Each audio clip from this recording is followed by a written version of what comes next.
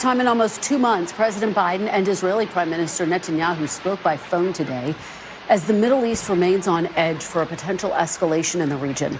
Vice President Harris also participated in the phone call, which the White House says lasted about 30 minutes. According to the White House, during the call, President Biden reaffirmed his commitment to Israel's security, but the official readout from the call made no specific mention of Israel's anticipated retaliatory response. Until the phone call today, U.S. officials tell NBC News that Israeli leaders had not briefed the U.S. on the specific details of their retaliatory response against Iran, even as the Pentagon discussed the possibility of supporting any potential military action. Joining me now is Aaron McLaughlin, who's live in Tel Aviv for us. So, Aaron, what more do we know about this call between President Biden and Prime Minister Netanyahu? Hey there, Kristen. Well, it did come up today during the White House briefing. We heard from the press secretary say that the call lasted around 30 minutes. She said that it was, quote, direct and productive conversation, adding that the Israeli potential response to Iran's last week missile strike did come up during that call, but no further specifics. We know, we heard from President Biden last week say that he did not want to negotiate with the Israelis on this topic in public. He did say, though, that officials, U.S. officials, were in constant contact with their Israeli counterparts about a potential response, and he did publicly say that he opposes any potential strike on Iran's nuclear facilities and would counsel against Israel striking Iran's oil fields. But beyond that, at this point, in terms of this response, it remains very much an open question. Details in terms of what was discussed is few and far between.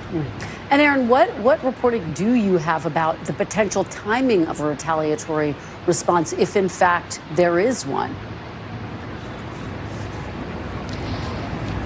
Yeah, well, remember, in the wake of that massive missile strike, what Israeli officials are calling the largest missile strike ever in Israel's history, Israeli officials were promising a strong response. They were promising a swift response. It has been 7 days, and still it's unclear the timing of all of this. We know in terms of that next step, the cabinet would need to approve any potential strikes. As far as we know, no cabinet meeting has been scheduled as yet. Also worth noting in terms of that timing, the last time that Israel launched a retaliatory strike, it was about 5 days after the Iran missile strike. That was back in April. But this time around, Israeli officials are promising a much stronger response. We did hear from the Israeli Defense Minister earlier today promising a surprise. He was briefing an intelligence unit saying, quote, just as we have been doing until now in the war on all other fronts, whoever attacks us will be hurt and will pay a price. Our attack will be deadly, precise, and above all surprising. They will not understand what happened and how it happened.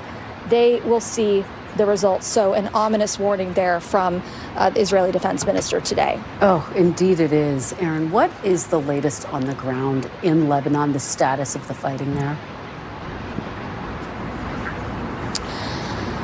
You know, by all accounts, the Israeli operation there appears to be expanding. That was announced earlier in the week. The Israeli military previously concentrating their ground operations on the western portion of the border, now expanding those operations to the east, still considered by them to be limited operations in nature. But there was just a State Department briefing where Matt Miller raised some concerns about the potential for Operation Creep, something that the U.S. has long been worried about. He said, quote, he is cognizant of the long history of Israel, starting with limited ground operations, turning into more full-scale ground operations, turning into occupation, and that's something that we are very clear we are opposed to. U.S. officials also coming out strongly against the Prime Minister's address to the Lebanese people. The Israeli Prime Minister Benjamin Netanyahu last night issuing a warning to the Lebanese people to avoid a Gazification sort of Lebanon. U.S. officials saying they are absolutely against that kind of language and that kind of threat, really. Kristen. Some strong language there coming from the U.S. as the world waits to see